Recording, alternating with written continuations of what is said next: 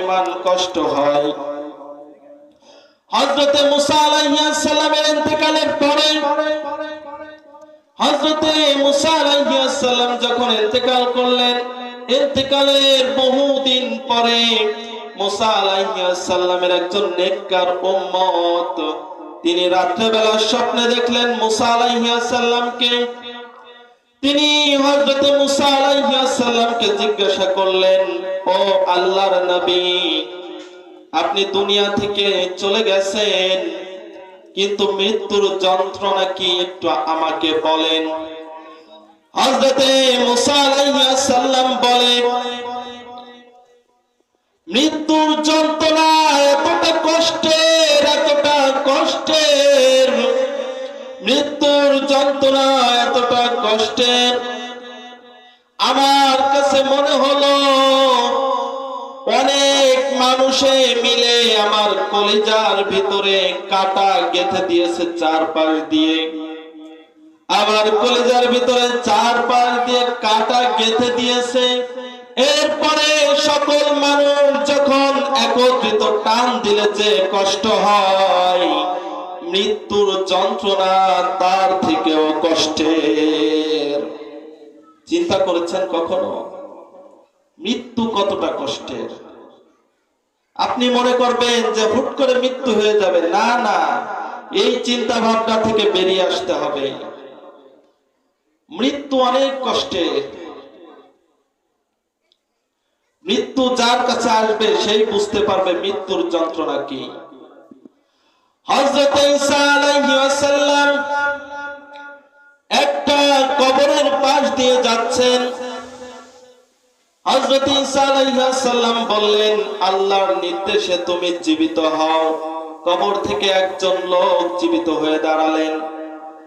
এরপরে লোকটা জিজ্ঞাসা করলেন, মা ইসমুকা, তোমার নাম কি, তুমি কে? মা আনতা, তুমি কে, তোমার নাম কি?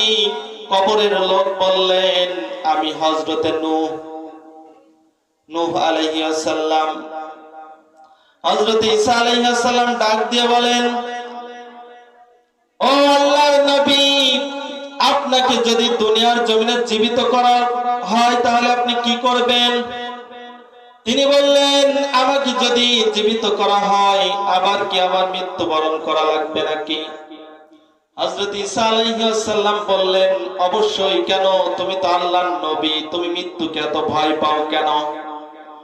হযরতে নূহ আলাইহিস সালাম ডাক দিয়ে বলেন, ওগো আল্লাহর নবী,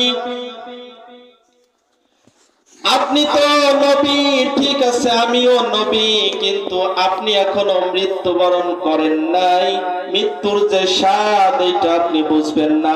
আগে মৃত্যুবরণ করেন, তারপরে বুঝতে পারবেন মৃত্যুর জ্বালা কি। 4000 বছর আগে আমি মৃত্যুবরণ করেছি, কিন্তু মৃত্যুর যে যন্ত্রণা, 4000 বছর হয়ে গেল, মৃত্যুর যন্ত্রণা আমি ভুলতে পারি না। দুনিয়ার মায়া ত্যাগ করে, পরিবারের মায়া ত্যাগ করে, ফ্যামিলির মায়া ত্যাগ করে আল্লাহর নির্দেশে পরকালের দিকে পাড়ি জমাইতে হবে। দুনিয়ার মায়া মহব্বতে পড়ে আমরা রাব্বুল আলামিনকে বলে গিয়েছি। আমাদের বিশ্বনবী সাল্লাল্লাহু আলাইহি ওয়াসাল্লাম যখন দুনিয়ার মায়া ছেড়ে চলে যাবেন আল্লাহর ডাকে, হযরতে জিবরাইল আলাইহিস সালাম বিশ্বনবীর ঘরের দরজায় এসে সালাম দিয়েছেন, আসসালামু আলাইকা ইয়া রাসূলুল্লাহ। বিশ্বনবী শুয়ে আছেন, বিশ্বনবী অসুস্থ, জ্বর। সালামের উত্তর দিয়ে বলেন, ওয়া আলাইকুমুস সালাম। হযরতে জিবরাইল ডাক দিয়ে বলেন, ওগো আল্লাহর নবী, আজকে আমি আপনার কাছে একা আসি নাই, এতদিন তো আপনার কাছে আমি একা এসেছি। আল্লাহর নির্দেশে আপনার উপরে আমি ওহী নিয়ে এসেছি, কিন্তু আজকে আমি একা আসি নাই। আজকে আপনার কাছে আমি একজন নতুন ফেরেশতা হযরতে আজরাইল আলাইহিস সালামকে নিয়ে এসেছি। হযরতে আজরাইল আলাইহিস সালাম বিশ্বনবীর কাছে গিয়ে ডাক দিয়ে বলেন,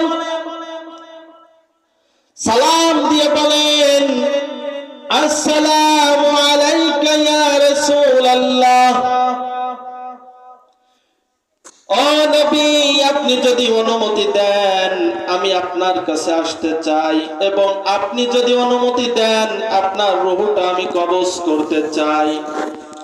বিশ্বনবী ডাক দিয়ে বলেন, ও আজরাইল, আমি যদি অনুমতি না দেই তাহলে কি করবা?